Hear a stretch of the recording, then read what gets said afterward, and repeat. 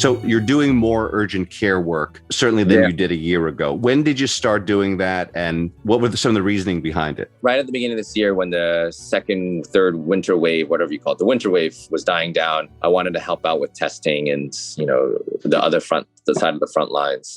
Timed it so that it was kind of perfect in that I wanted to see another world of medicine that was hidden from me in the emergency room.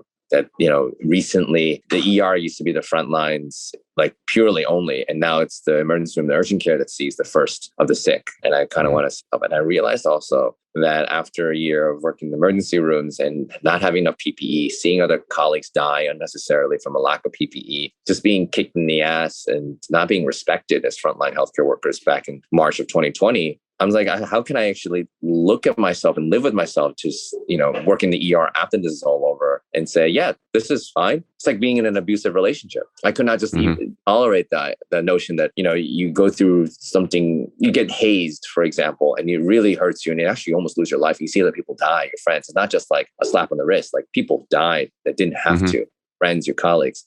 How can you imagine staying in that fraternity when you know it's been hazing the wrong way? Like you need time to move on. I couldn't stand to think of myself just 10, 20, 30 years later, still working full time in an emergency room and say, yeah, I tolerated this. I was okay with what they did to us in the pandemic and I'm still in it. I have to live for myself. And that's my mantra. I mean, they trapped us in a burning building naked without PPE and we had to push all the people out of the burning building with us in it as it collapsed on us. It's like me running back into the burning building again and saying, this is normal. I did what I did in the first wave. I did my time. I have nothing to prove. For me to run back in and stay in it is borderline not taking care of myself. It's a self-abuse. I'll be there for the first wave. I'll do what's expected of me and I won't quit. But once this is all said and done, I have to move on. People move on. There's going to be new blood anyway. And I got to take care of myself because if I don't, there's not enough of me left over when the next time there's a pandemic.